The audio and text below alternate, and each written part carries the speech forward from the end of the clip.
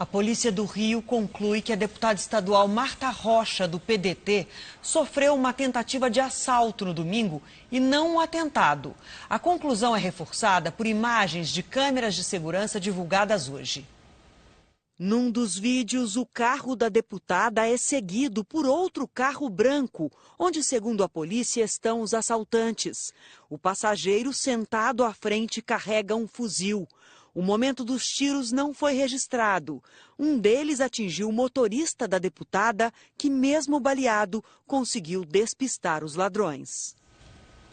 No primeiro encontro entre os presidentes do Brasil e da Argentina, um dos assuntos tratados foi a crise econômica, política e humanitária na Venezuela. Mas Jair Bolsonaro e Maurício Macri querem se desfazer das amarras do Mercosul e liberar os países membros do compromisso de negociar acordos em bloco. O peso dessa bandeira está prestes a mudar. Em busca de um Mercosul mais ágil, o presidente argentino Maurício Macri encontrou na rampa do Planalto um colega brasileiro disposto a menos negociações em bloco. Bem-humorado, Bolsonaro puxou do bolso a credencial de presidente que acaba de receber e a exibiu para um fotógrafo. A caminho do gabinete, no entanto, ele e o colega ainda pareciam acanhados. Minutos depois, na descida, o clima já era outro.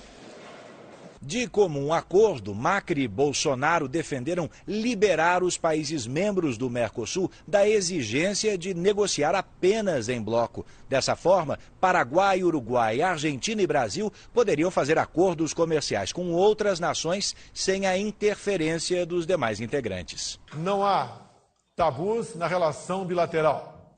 O que nos move é a busca de resultados concretos que contribuam para o desenvolvimento de nossos países e para o bem-estar dos brasileiros e argentinos. O propósito é construir um Mercosul enxuto que continue a fazer sentido e ter relevância. Esta asociación estratégica toma impulso en los valores que compartimos, que los reiteramos hoy, como la democracia y la integración.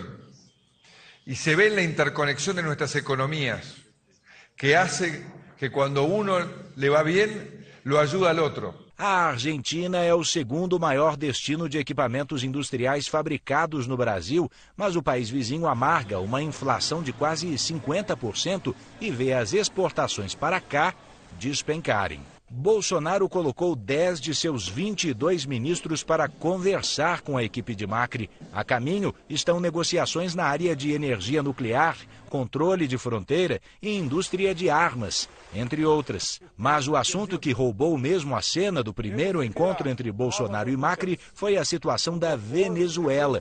Os dois presidentes afirmaram que o único poder legítimo no país é o da Assembleia Nacional Venezuelana. Que atuemos conjuntamente na defesa da liberdade e da democracia na nossa região. Nossa cooperação na questão da Venezuela é o exemplo mais claro no momento. Macri foi bem mais enfático, chamou Nicolás Maduro de ditador. Maduro es un dictador que busca perpetuarse en el poder con elecciones ficticias, encarcelando opositores y llevando a los venezolanos a una situación desesperante y agónica. Nos bastidores, os dois presidentes consideraram a criação de uma espécie de gabinete conjunto de crise para acompanhar o futuro da Venezuela. Foi durante um almoço no Itamaraty, sede brasileira da diplomacia. Por ironia, o lugar também foi palco desse tradicional gesto de arma com a mão de Bolsonaro, que pareceu ter pego Macri de surpresa. E o ministro da Economia, Paulo Guedes, deve apresentar para o presidente Jair Bolsonaro, neste final de semana, uma proposta da reforma da Previdência. Os governadores fazem fila em Brasília para discutir com a equipe econômica soluções para o déficit fiscal dos estados. O Mato Grosso, por exemplo, vai declarar nesta sexta-feira estado de calamidade financeira. O ministro Paulo Guedes aproveita para pedir o apoio das bancadas estaduais para a reforma da Previdência. Uma das propostas da equipe econômica prevê a criação de um sistema de pontuação a ser alcançada pelo segurado para entrar na chamada regra de transição da idade mínima. Os homens precisariam atingir 110 pontos na soma da idade com o tempo de contribuição. No caso das mulheres, seriam entre 106 e 108 pontos. Paulo Guedes quer manter o sigilo das propostas. O ministro fará uma apresentação do projeto a Jair Bolsonaro no fim de semana, antes do presidente embarcar para o Fórum Econômico de Davos, na Suíça.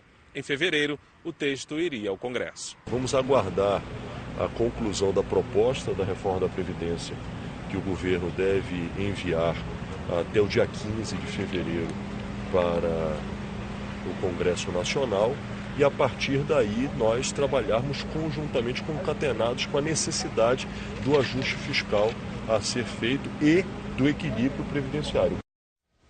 O PTB anunciou hoje que vai integrar o bloco de partidos que se opõem à reeleição de Rodrigo Maia para a presidência da Câmara. E o novo líder do governo na casa promete portas abertas para a oposição. Novato até diante das câmeras. É a primeira entrevista do deputado eleito Major Vitor Hugo para a televisão. O novo líder do governo na Câmara não se abala com a alegada falta de experiência parlamentar. De saída para o Planalto, para o encontro com o presidente Bolsonaro, levará a ele um plano de trabalho. Depois de se reunir com os candidatos à presidência da Câmara, vai ouvir cada um dos líderes e presidentes de partidos.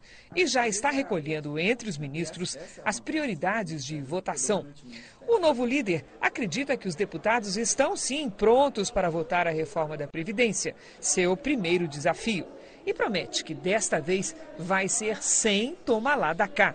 O PSL de Bolsonaro acertou hoje a filiação de mais 2 deputados. Com isso, a bancada passa a 54 integrantes. E o novo líder do governo na Câmara acredita que o Planalto poderá contar com o apoio certo de 255 deputados e com o apoio condicionado de outros 100.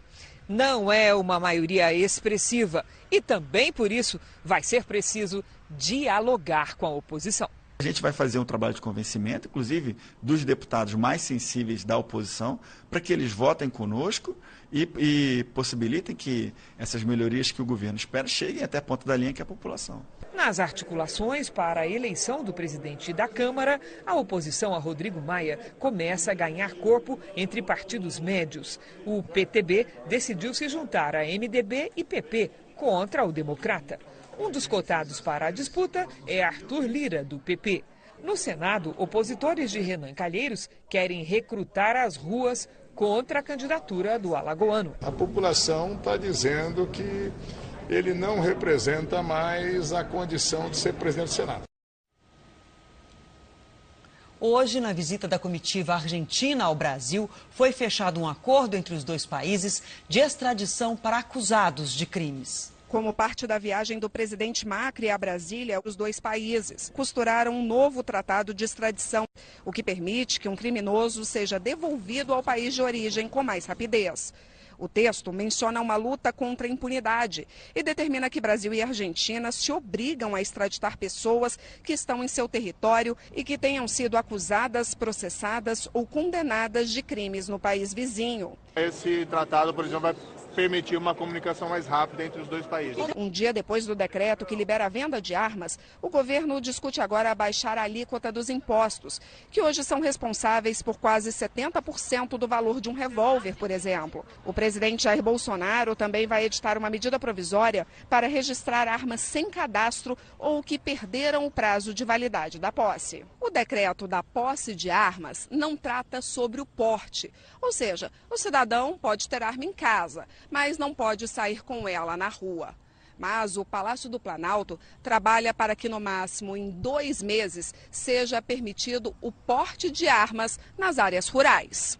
O que está mais adiantado é o projeto de lei do porte rural, que está em condições de ir para o plenário da Câmara e depois para o Senado. Dá para resolver o porte rural em 60 dias. A outra situação do porte urbano, da adequação, mas depende da decisão do Congresso.